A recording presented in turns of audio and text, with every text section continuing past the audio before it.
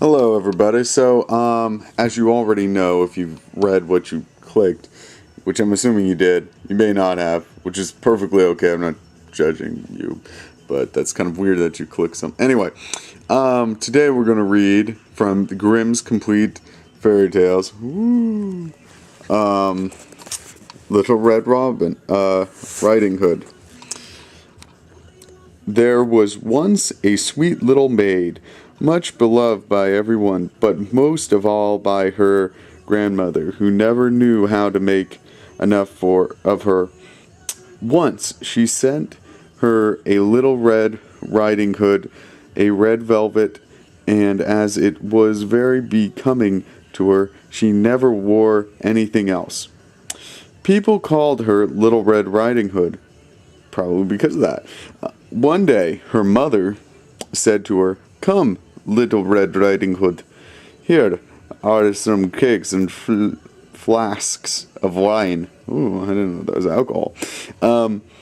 For you to take to your grandmother. She is weak and ill, and they will do her good. Make haste and start before it grows hot, and walk properly and nicely, and don't run or you might fall and break the flask of wine, and there would be none left for grandmother. And when you go into her room, don't forget to say good morning instead of starting about you. "I will be sure to take care," said Little Red Riding Hood to her mother, and gave her hand upon it. Now, grandmother lived away in the woods, half and an hour walk from the village. And when Little Red Riding Hood had reached the woods, she met the wolf. But as she did not know what a bad sort of animal he was, she did not feel frightened. "Good day, Little Red Riding Hood," said the wolf. Thanks you kindly, wolf," answered she. I guess he needs a voice too. Where are you going so early, Little Red Riding Hood?" "To my grandmother's." "What are you carrying under your apron?" "Cakes and wines we baked yesterday, and my grandmother is very weak and ill, so they will do her good and strengthen her." Really, getting drunk is going to make you better. Where does your grandmother live, Little Red Riding Hood?" A quarter of an hour walk from here. Her house stands beneath the 3 oak trees, and you may know it by the hazel brushes," said Little Red Riding Hood. The wolf thought to himself, that tender young thing would be a delicious morsel, and would taste better than the old one. I must manage somehow to get both of them." Then he walked by Little Red Riding Hood a little while and said, Little Red Riding Hood, just look at the pretty flowers there are growing all around you, and I don't think you are listening to the song of the birds. You are posting along just as if you were going to school, and it was delightful out here in the woods." Little Red Riding Hood glanced around her, and when she saw the sunbeams darting here and there through the trees and lovely flowers everywhere, she thought to herself, "If I were to take a flash of nose gray to my grandmother, she would be very pleased, and it is so early in the day that I shall reach her in plenty of time." And so she ran about in the woods looking for flowers, and as she picked one and she saw still prettier ones a little further off, and so she went further and further into the woods. But the wolf went straight to grandmother's house and knocked on the door. "Who's there?" cried the grandmother.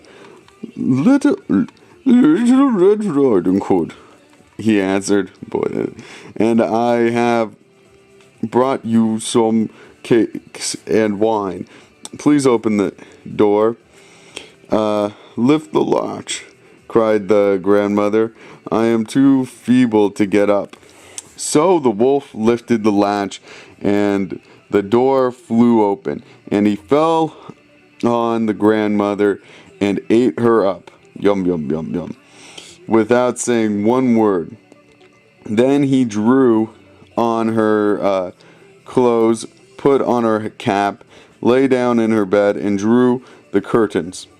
Little Red Riding Hood was all this time running about among the flowers, and when she had gathered as many as she could, she remembered her grandmother and set off to go to her. She was surprised to find the door standing open, and when she came inside, she felt very strange and thought to herself, "Oh dear, oh dear, how uncomfortable I feel, and I was so glad this morning to go to my grandmother's." And when she said, "Good morning," there was no answer. Then she went up to the bed and drew back the curtains. There lay the grandmother, with her cap pulled over her eyes so that she looked very odd. "Oh, grandmother, what large ears you have, the better to hear with." "Oh, grandmother, what great eyes you have, the better to see you with." "Oh, grandmother, what large hands you have, the better to take hold of you." "But, grandmother, what terrible large mouth you have, the better to devour you." And no sooner had the wolf said it than he made one bound from the bed and swallowed up poor Little Red Riding Hood. The original version ended here, which is a horrible story if you think about it.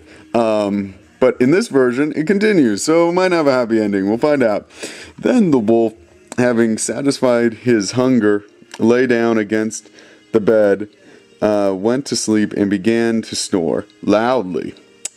The huntsman heard him as he passed by the house and thought, "How the old woman snore! I had better see if there's anything the matter with her." Then he went into the room and walked up to the bed and saw the wolf lying there. "At last I find you, you old sinner." "He's a wolf," said he.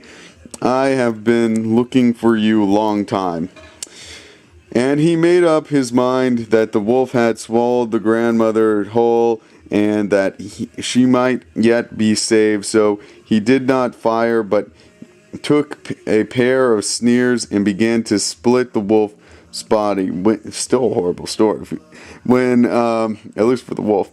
When he made a few snips, Little Red Riding Hood appeared, and after that, a few more snips, she jumped out and cried, "Oh dear, how frightening I have been in the dark inside a wolf." And then out came the old grandmother, still living and breathing, but Little Red Riding Hood went quickly and fetched some of the large stones with which she filled the wolf's body, so that when he wakes up and he was going to rush away, the stones were heavy enough to keep him dead.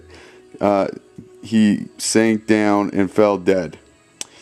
They were all three very pleased. The huntsman took I'm running out of time. Took off the wolf's skin and carried it home, and grandmother ate the cakes and drank the wine. Yay, getting drunk. And held up the head again, and Little Red Riding Hood said to herself, "That she would never more stay about in the woods alone, but would mind her own. I guess that's it because we're at 10 minutes. That's it. The end. Thank you for listening. There's a little bit more. I've read it. Nothing special really happens. You can read it your own if you buy this version. Anyway, that's the end.